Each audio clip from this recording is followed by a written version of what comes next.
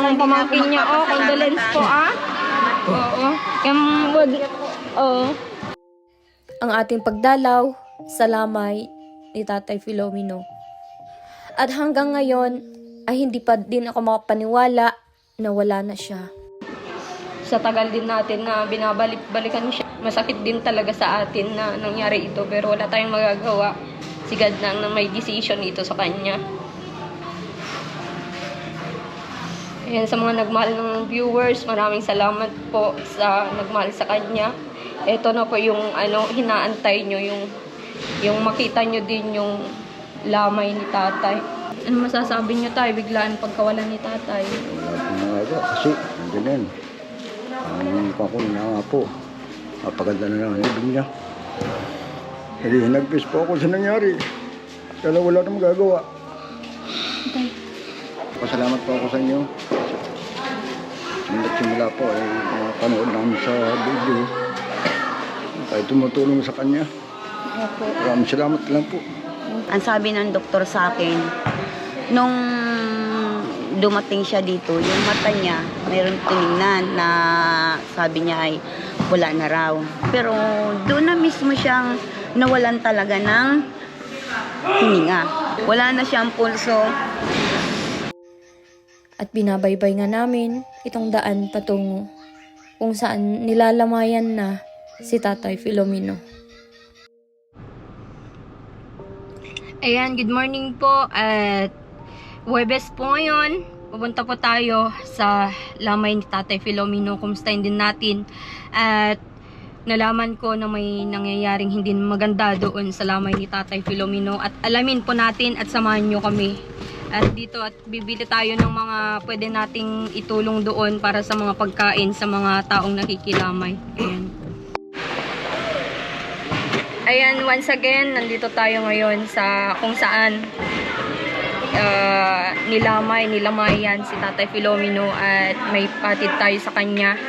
Hindi sa kanya, sa mga naglalamay. Ayan, konting tulong at to ay galing kay Ninang Adel Yuzon. At maraming salamat po sa pabigay mo, Ninang, para dito makatulong sa paglamay kay Tatay Filomeno. Ayan. Kumustahin lang natin yung mga nagbabantay ngayon dito. Tama natin si Marcos. Hello po, ito pala yung hipag ni Tatay Filomeno. Hello, kumusta po, Nay? Mabuti. Saan po kayo galing? Doon kay Kagawad Kuya at mayroon akong inasikaso. May nilalakad kayo na papers para kay Tatay. Oo.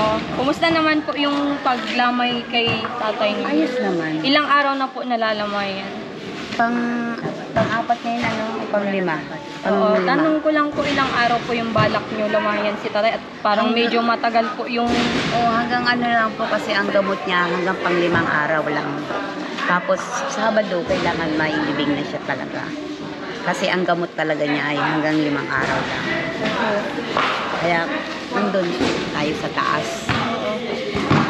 Nay, eto yung tanong ko kasi natanong ko na sa'yo nung tumatawag ka na ano ba yung talagang dahilan na nangyari sa pagkawala ni Tatay.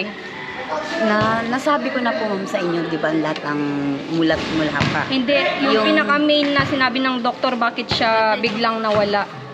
Ay, ano po, yung mula nang talagang umpisa.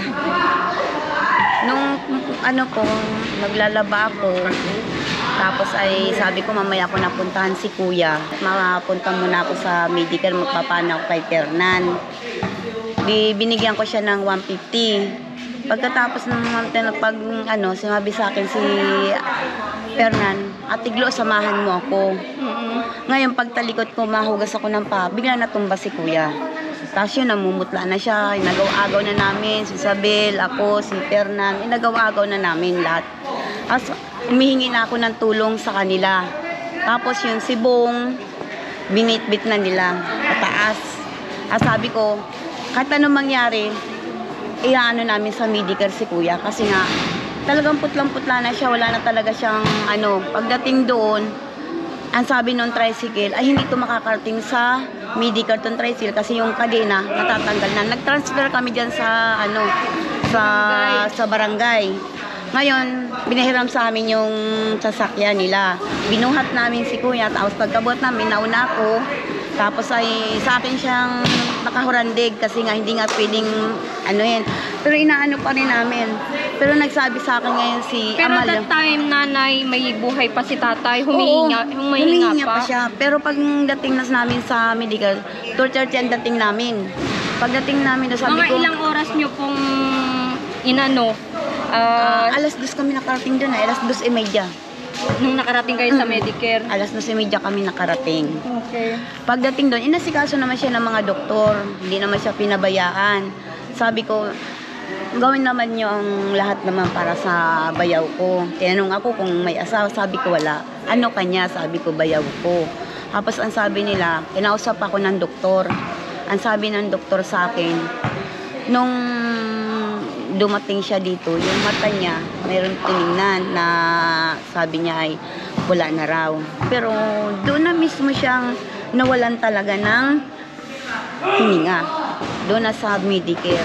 Pero ano yung sinabi mo, Nay, na humihinga pa siya nung nasa Medicare? Yung tiyan niya, Pero ang nag-declare niyan, doktor or nurse? naging ano na siya, sabi niya Nurse po yung nakausap niyo? Oo, o doktor na po. Doktor na yung nakausap namin. Ang sabi niya, ay ate, ay nanay, nung dumating, inasikaso naman namin talaga lahat. Kaso lang, hindi siya nakaligtas na. Kaya ang sabi ko naman, pero humihinga pa siya. Doon siguro mga 3 minuto, nawala ng hininga na siya. Yun ang nag-iyak na ako doon. Hindi ko na alam kung nagsasulong. Tapos nagtawag sa akin si Ate Kuya. Sabi niya, walang ano nangyari. Sabi ko, wala na po si Kuya. Ang sabi niya, anong gagawin? Sabi ko naman, bahala ka na. Tapos binigyan kami ng libreng tabakong binigay sa amin. Tapos, pumunta kami ng Labo, alas 9. Alas 9 kami sinundo ng sasakyan sa Labo.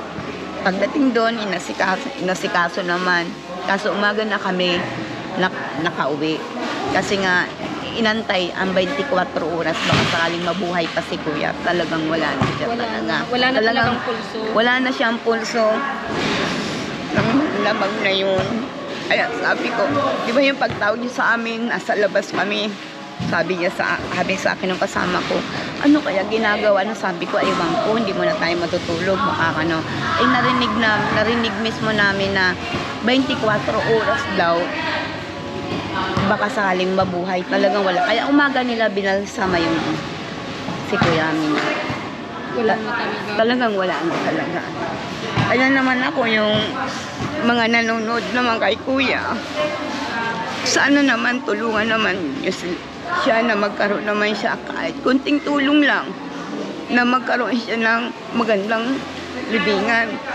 Eh kaso, tanong ako sa bayan na yung susuotan ay 13. Hindi namin kaya yun. Pero bukas pupunta kami sa Labo at aasikasuhin namin yung boiler ni Kuya para pambayad sa susuotan niya.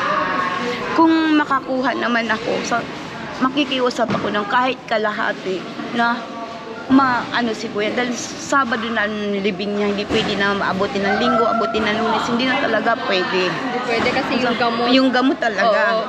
Punta tayo doon. Gusto kong silipin ngayon, mga kalingap. Silipin natin si Tatay Filomeno. Ayan. Ang lungkot kasi ang saya niya pa nung last na nakasama natin si Tatay.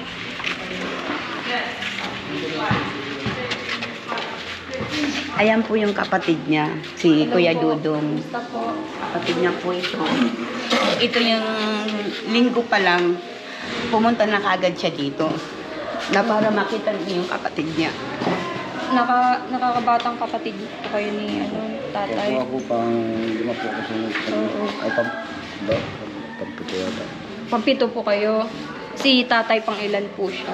Siya po ang pinakapangalan sa amin. Siya yung panganay. Ano masasabi niyo tayo? Biglaan pagkawalan ni Tatay. Wala pong nangagawa kasi nandiyan yan. Ang kakunin na nga po. Mapaganda na lang ang libing niya. Nagpis po ako sa nangyari. Kaya wala na magagawa. Hindi ko nga ni, bakit na lang at kahit ano, nandito na. Ay, Tsaka lahat ng tao, dyan tayo mapupunta tayo, yun yung ano natin, susuli natin yung hiram lang na buhay, di ba? masakit man po ang loob ko ay Oo, tsaka laging pinapaalam na ni tatay na baka hindi na siya magtagal. Yun nga, yung nakakalungkot na lagi niyang sinasabi na baka hindi na siya magtagal kahit mapabahayan siya. Yun yung kinalulungkot ko din na nangyari. Kasi hindi naman niya naranasan yun. Yun yung sobrang nalungkot kami nung tutulong sana kay tatay. Ayan. Silipin natin, ipasilip natin sa mga nagmamahal kay tatay.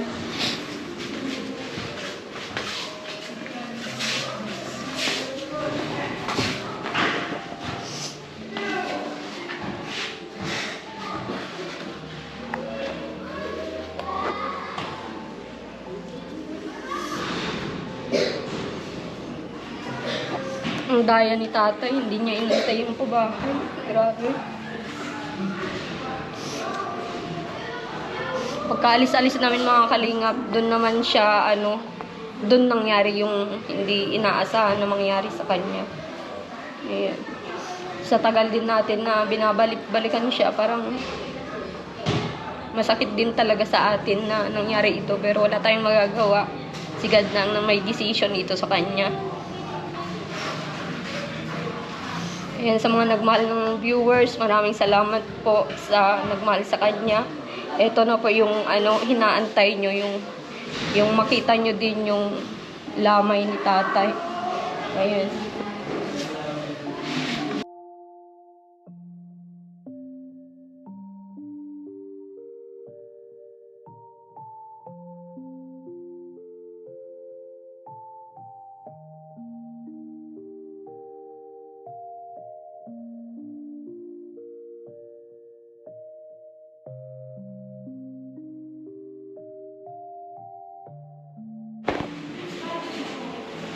Ayan, wala na si tatay.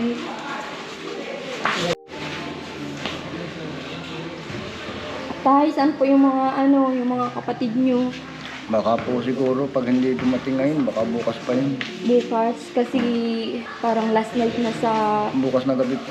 bukas ng gabi, kasi na, Damay natin na na po sa, yung bukas na gabi. opo. Ayan.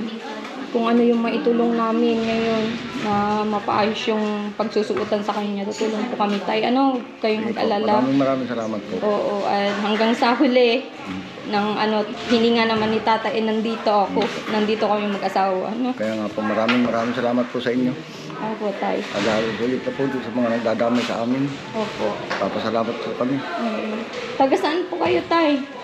Dati po kami taga rito ay nagkasawa po ako ng taga Pusi Panganiban. Panganiban. Kaya pala sinasabi niyang may taga Panganiban siyang kapatid. May dala din tayo para sa mga kasamang yung mga maglalamay. May dala po tayong pwede nilang gamitin. Ayan, kunin natin. May dala po tayong mga pagkain. Pwede nilang Kaya nakakalungkot. Grabe. Kung alam nyo lang, nasa Quezon ako, sobrang bigat sa dibdib na nangyari ito sa tinutulungan natin. Ang pinakabigat pa sa dibdib, hindi niya man lang naranasan, hindi niya nakita yung ipapatayo nating bahay para sa kanya. Pero huwag kayong mag-alala, yung bahay niya po, magiging bahay niya na ngayon na wala na siyang buhay, ipapaayos po natin na maayos.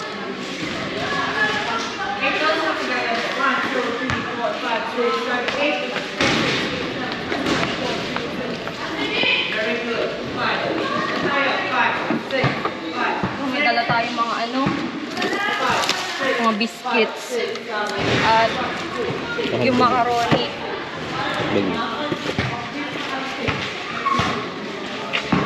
Ayan. Dala natin sa kanila yung mga maglalamay.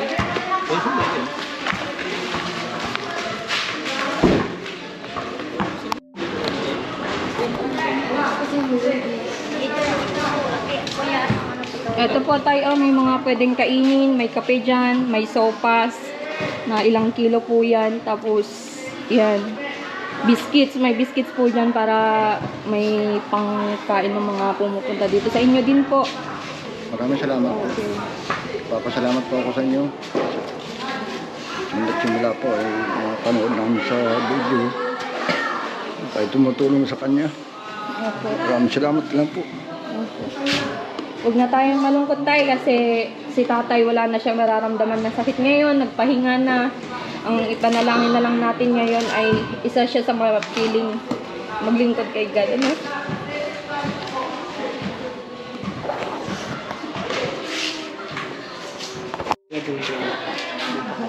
Mga kamag-anakan pa rin tayo. Oo. Ano sila lang pala, no? Oo. Kayo lang po pala talaga dito. Pakaunti lang pala, mga sariling tao lang din pala yung mga pumupunta. Pero bukas yata, madating yata yung mga kapatid ni Kuya Oho. na taga Paracali. Kasi Hello nauna po, na sila. ate. Tito niyo po si tatay. Kami po yung nagdalaw ng Nakaraan. Oo. Nakakalungkot lang kasi parang last nang nakita niyong buhay pala si tatay yun. Ano? Hindi nga po ako makapaniwala na agad-agad wala na. Kasi sabi niya sa amin, mapunta nga daw sa amin. Kasi wala naman na agad. Ako din, te, na halos every other day na umaano kay tatay, pumupunta doon, hinahakiran ko ng mga pagkain, maintenance ng mga kailangan niya. Ako din mismo, hindi ako makapaniwala na tinakasan tayo ni tatay. Gaya niya kasi papabahayan ko pa sana ngayong buwan. Yun nga po, sinabi nga po Hindi sa na niya amin. naantay yung magandang bahay niya sana, yung magandang buhay sana na ibigay sa kanya. Tapos sabi niya, lagi niya pinagmamalaki, magkakaroon daw siya malaking bahay. Tapos papalitan niya nga daw po yung mga gamit niya. Hindi naman na din niya mararanasan nga. Wala na rin naman. Kailang po yan, ang isipin na lang natin ay si tatay nagpahinga na, wala na siyang sakit na mararanasan, ano? Wala na siyang sakit na, mararamdaman. Iyan. Kaya po, tas Sobrang bait ni tatay. Opo, tas gusto lang niya makita yung mga kapatid niya. Kaya sana naman lahat ng kapatid niya, kahit pa paano, may pumunta naman bukas. Kami lang din halos ang nagtutulungan dito. Oo. Oo, kasi pang ilang araw na po ngayon, wala pa sila. Na araw na ngayon. Pang-anim na araw na, wala pa. Si Wala tatay na pa lang yung namatay siya. kapatid niya na pumunta dito. Siya nandito talaga hanggang sa dumating yan sa dito sa pagbulo sa simbahan. Grabe naman.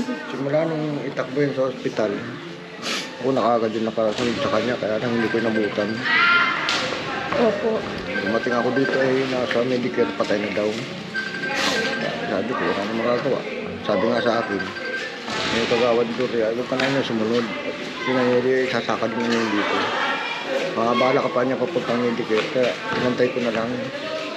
Tsaka ang hirap, mga kalingap, sa lahat ng vlog natin kay tatay, parang pinapahiwatig na niya sa atin, pinapaalam niya na hindi na siya magtatagal kasi ang sabi pa niya ay sana ay wag nang pagawa ng bahay. Ganun kabait si tatay kasi iniisip niya na wala siyang pag-iwanan, baka lang daw po gagastos kami sa kanya para sa kanyang pabahay.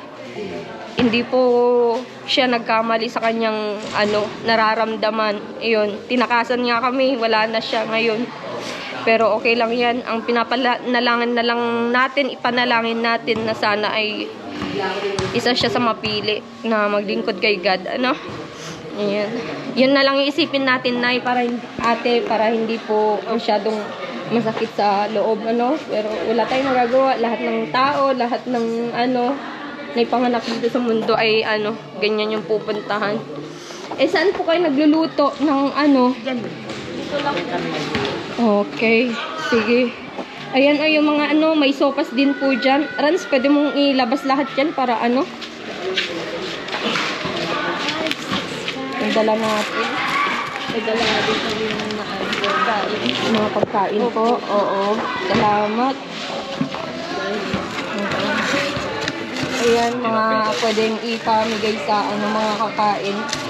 Tapos yan, ilabas mo yung kape, mga kape, sopas.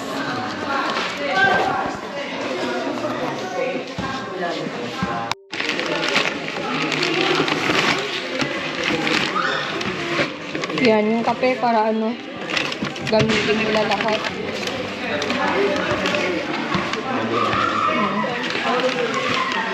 Dito na din po pala kayo nagluluto. Dito? Dito kayo nagluluto. Okay, tagaluto po. Kayo? Wala bang magrepresenta na kahit gagawa man lang po tayo? Wala po. Kasi kayo yung kapatid ay dapat Wala namang pumagawa at wala namang makasahan na iba. Kaya ginagampanan ko rin po kasi yun. Sabi nung iba, bawal daw makakita sa mga panang Oo. na yung mga ginagawang pan eh. Wala pong magagawa at wala namang ibang tao. O, kakausap na lang ako tatay ng gagawa para hindi na kayo magluto po. Ano kasi yun yung mga kasabihan po ay kung sino namatayan dapat huwag gagalaw-galaw, di ba? Hindi pwedeng magtrabaho kasi kayo yung kapatid. Kung magagawa, wala namang ibang tao nakikidamay sa amin. Wala pa yung mga kapatid kong iba. Opo. Kaya nga po, panawagan ko na lang nga sana. Oho. Kung maaari sana, simula ngayon hanggang bukas na dumating yung mga kapatid kong malalapit. Yung mga nasa Prakali. Opo. Tay, ikaw na kapatid ni Tatay Filomeno, ano yung pagkakaalam nyo sa ugali niya bilang tao? Simula't simula po yan ay talagang kami lang po talagang dalawa nagdadamayan dito. Mabait po pa ba na tao si Tatay Filomeno? Mabait po yan. Eh, tatanda ba naman po ng ganyan ba naman yan kung yan ay masungit? Kumbaga man nagkakaroon kami ng kaunting pagtatalan pero wala, okay lang po sa magkapatid bagay ganun. Oho. Nagkakaroon ng... Bilang tao talagang matulungin po si Tatay, ano? Ayun po. Dito Hindi po sa amin, siya madamot. Kahit siya yung maghihirap, at least man lang ay Opo. makashare siya sa ibang tao. Ay, totoo po yan. Talagang totoo po yan. Yan ay matulungin yan. Yan po ay kilala dito sa barangay nito ay na talagang kami po, pamilya po dito nung mga panahon na kami kilala dito na kami matulungin mga tao. Matulungin pa, ano? Kasi, yun nga. Alis lahat man po kami mag-aanak ay ganun. Oo. Kasi mga kalingap, napansin ko din mula nagtulong ako kay tatay sa mga liit man na bagay, sa mga grocery, sa mga pagkain, pera niya. Sinishare niya sa mga kakilala niya kahit siya yung mahirapan na siya yung maggutuman, basta ma-share niya lang yung mga taong nangangailangan. Doon din po ako bilib kay Ganun tatay. po talaga yun. Opo. Ganun po talaga siya. Sapul po yan. Grabe. Tay, buti nila si tatay dito. Ay, wala naman po kasi ibang pagbuburulan sa kanya kasi malayo dun. Dun sa bahay niya. Mahirap din Panari po. naman po yung mga opisyal na rin po ng barangay dito. Tinapo talaga dito. Open man daw po ito sa mga gapanan. Pinaburulan na din daw po ito ay. Okay. Sabi ng mga Tsaka si tatay hindi matanda talaga, no? 73 na niya. Pero at least naranasan niyang ng birthday niya na 73. Napakaswerte na din niya mga kalingap kasi ngayong araw nakalahad din po sa Bible yan na ngayong araw na panahon na ito ay hanggang 70 lang talaga yung mga tao nakalahad din po doon. Kaya maswerte pa din si tatay kasi naranasan niya yung 73 na taon. Diba tay? Oo. Ikaw tay, ilang taon ka na? 58. 58, batang-bata pa si tata. Ilan na po yung naging anak nyo? Ito. 7. Si tatay may mga naging anak pero hindi na siya yata kilala po. Ano? Isa lang ang anak niya. Sabi niya po 2. Isa lang. Isa lang.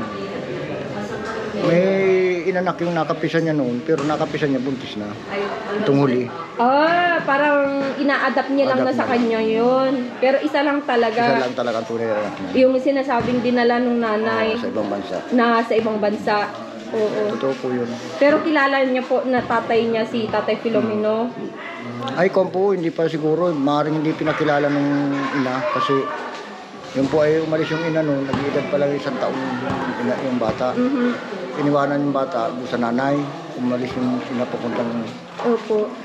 Bulunga po. Nagkaasawa ng Amerikano. Nag-edad ng 4 na taon. Kinuha yung bata doon sa ina. Dinala na sa ibang bansa. Sa ibang bansa. Ang pagkakaalam niyo tatay, naandun pa din siya sa ngayon. Naandun pa hanggang ngayon. Oo, kung mapapanood ka tatay, anong gusto mong ipaalam? Ay, wala naman po akong dapat na ipalam doon sa pamilya kung hindi doon sa asawa at yun ang maaaring tanda pa niya yung mga pangyayari nung sila ay kinasal saka nung sama sila ng sa 4 na taon sila nagsama. Kung maaari naman sana panawagan ko lang ay maalala naman sana kahit ganito na ng katayuan na. Opo. Na sana ay kahit paano kilalanin pa rin naman yung may naging kabiyak ng puso sa dito ng mga panahon na yun. Opo. 1972. Nung kasaling sila.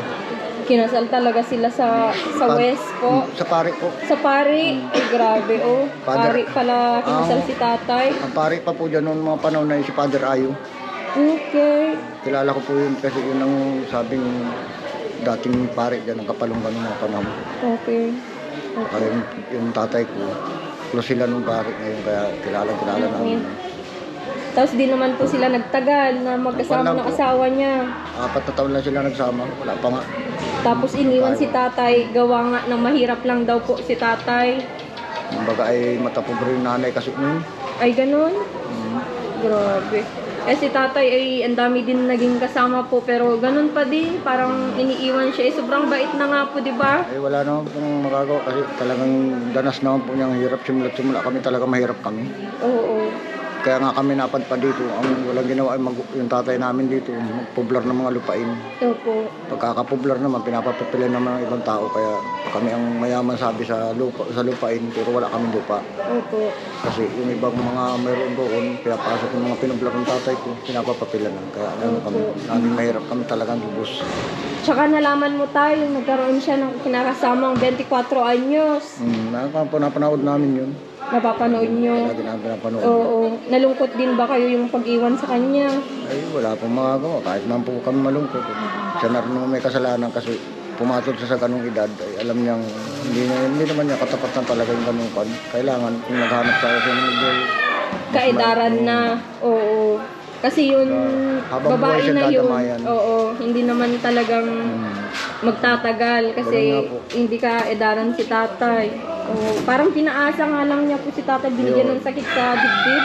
Kasi yung paulit-ulit kong pagdalaw sa kanya ay yun yung inuulit-ulit niyang kumikanto sa akin na hindi daw siya makamove on, hindi siya makalimot sa ginawa. Totoo po talagang maaaring ganun na nangyari kaya hindi niya nakayanan. Hindi na kayanan. Grabe. Isa pa may sakit siya tapos nag-iisip siya ng mga nangyari sa kanya. Kaya yung nangyari ko ay hindi nakayanan ng puso.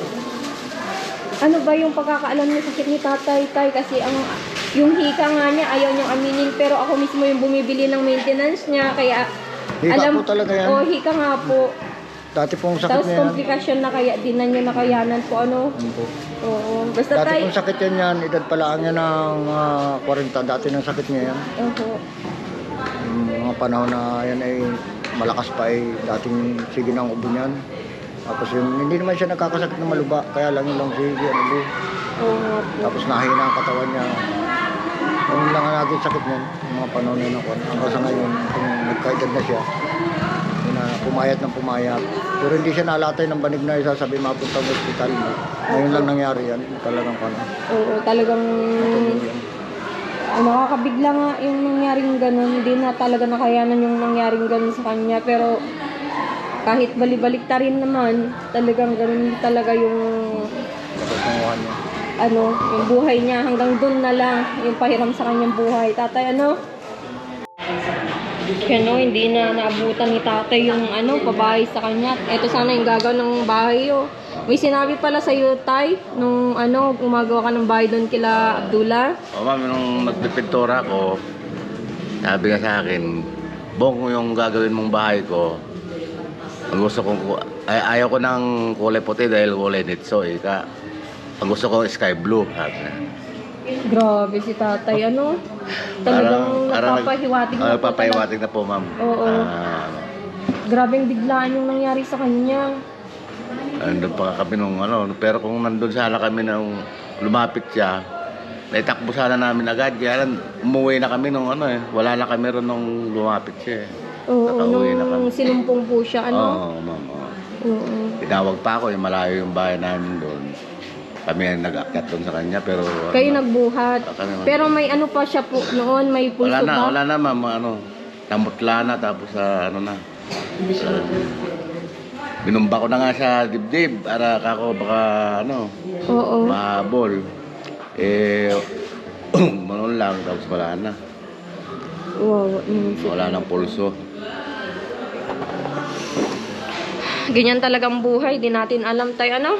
Lahat ng tao naman ay talagang ganyan ang ano. Nagpapahiwatig na rin. Oo, tsaka madaming beses din po sa akin nagsasabi na, sabi niya ay kung maari, wag daw gastusan ng malaki yung bahay na gagawin sa kanya kasi baka din daw hindi siya magtatagal. Opo. Ang hirap ang... Yun yung ano niya, yun yung sabi niya sa akin, wag daw magarbo na bahay kasi baka iwan din niya din yung bahay na gagawin sa kanya. Yan oh. Yan pangalan niya oh, Filomeno Edria. November 13.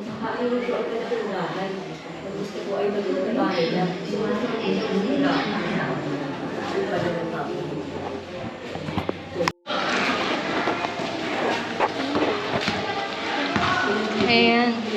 Tay, ano po yung mga inuulam nyo dito? So, parang ewan po, isda at pa na lang kasi bawal lang po yung mga gulay. Pag nga ng gulay ng isang araw, sabi ko nito yun, bawal yan. Bawal ba ang Yung mga nakapang na gulay. mga nagapang na gulay? Bawal pala yon. Bakit anong kasayad po yan tay? Kasabihan po yan ay talagang naman daw ay nagkakapag ang patay sa mga kamag-anak. Ay ganon? Kung ganun daw yun. Yun yung parang paniniwala nyo po. Ay kasabihan po talaga, ito nangyayari naman talaga. Marami na kasing nangyaring ganyan doon sa amin ay puro mga kamag-anak. Kumbaga ay pagkakalibing, may patay na naman, kamag-anak din, gano'n. Ah, parang ano-ano. Gumagapang yung patay, yung pamahiin ba na, paano nakasabi. Oo, parang naipapasa yung ano. Yan, bigyan kitang pang-ulam nyo tay para ano. Maraming salamat. Ito po. Hindi na ulam namin. Kasi, panay, Bumili kayo ng pampalakas tay kasi lagi kayo napupuyat. Ano? Kaya na po bahala dyan. maraming salamat. Opo. At dito pa kayo talaga natutulog tayo dito sa ano. Malayo kasi pag-uwi sa amin. Oho. Dalawang oras lakad. Okay. Galing sa Banukbuk hanggang sa amin sa Ulipanan. Tapos panggaling naman dito, galing mula dito hanggang doon sa Banukbuk. Opo. Isang oras pa yan. Bali 3 oras lakad hanggang sa amin. Kaya dito na kami pito. Sige. At magkakaroon ng lapida din po. Ako na po bahala sa lapida ni tatay. At kung ano yung matitulong namin dun sa magiging bahay niya po. Ano? Sa nicho niya. Nicho ba tawag doon? Sige po tatay. Huwag na po kayo magpaka-stress. Ano? Maraming salamat po. Oo. Kumain kayo ng ano, masustansya para lalakas pa yung katawan nyo din po. Sige po. Sige po tatay. Ayan. Nay Gloria, salamat po sa pag-alaga mo. Ay, pag-alaga mo kay tatay. Oo. Oo, pag-alaga na din po yun. At syempre, ikaw nag-alalay po mula nung ano, nung pinunta sa ano, hospital. Oo. Ayoko nang umiyak. Oo, tama na. Iniipon ko itong iyak. Pag iniipon ko. Huwag mong ipunin. Sasama yung ano mo niyan. Iniipon ko. Oo. Ayan, ito yung pamangkin niya. Oh, condolence po Oo. Wag. Oo.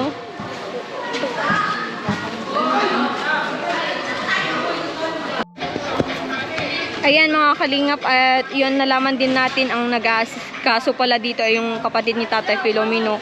Kasabihan kasi ng mga Pilipino na pag namatayan dapat hindi po sila gumagalaw, ganyan, magluluto, mag-aano. Ayan, papakiusapan natin si ate kung pwede. Ate, pwede pong kayo muna ang bahala sa mga lutuin dun. Okay lang po? Ano naman po problema kasi ilang araw na po rin kami dito na stock at tinutulungan ko naman po sila ate. Sabi ko sa kanya kung aabot na makakaya ko, sige po. Kasi total naman po ay kaibigan naman po namin si tatay po. Oo, tsaka kayo na lang po bahala magluto-luto, ganun. Ano po? Apo.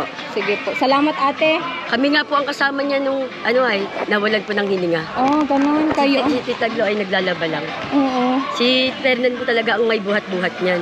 Okay. Ako po ay nagbalik doon para dalhin ko po sana yung walis tingting. Kaso po, nakita ko na po ay karga-karga po ni Fernan. Hindi po mabuhat ng dalawang mag-asawa ni Sabil. At ako naman po ngalay-ngalay na naghanap po na magtatakbo para sa tricycle. Nakita ko po yung isa kong kaibigan na si Kevin. Bakit, Che? Ba't ka tumatakbo? Kako si Tatay Filomeno, tulungan niyo, wala na akong buhay. Sabi ko, yun nga po. Tinakbo po agad ni Kevin yung motor. Kinuha po yung motor, ura-urada po siyang nag-drive. Tapos tumawag po siya ng tricycle. Oo. Sa pagkakalam mo, nanay, talagang mabait si tatay, Kaya yung nga mabubuhay po, ano? Opo. Kaya po naaawa po talaga. Oo. Yaan niyo po, tulong-tulong na lang po tayo, ano? Oo. Kung ano yung pwedeng, ano, ay tutulong na din po kami, no? Sige, ate, salamat. Maraming salamat. Sige po. Na kayo malungkot at ganyan talagang buhay, no, ate? Sige. Basta pag hatid natin kay tatay ay talagang ano, sama-sama tayo, no? Ayan. Salamat po. Oo. At kahit wala man lang pumupunta dito mga kalingap, mga tao na nakikilamay, nandito po tayo. Nandito na po kami sa Bicol. Ayan, hanggang sa huling araw ni tatay dito sa Kapalongga ay sasamahan natin sila. At maraming salamat po sa mga nagsubaybay sa vlog namin ni tatay na sobrang lungkot man, sobrang saya, nandyan po kayo para magkomento ng mga positive comment. Maraming salamat po. At sa nagtulong din po ni Nang Adel Yuzon kay Tita Faye, maraming salamat sa pinaabot nyo din po kay Tatay Filomeno. At kung ano pa yung mga pwedeng bayaran sa kanila, i-handle po namin ng Marcos TV channel yan. Thank you so much. Mag-ingat po kayo palagi. God bless.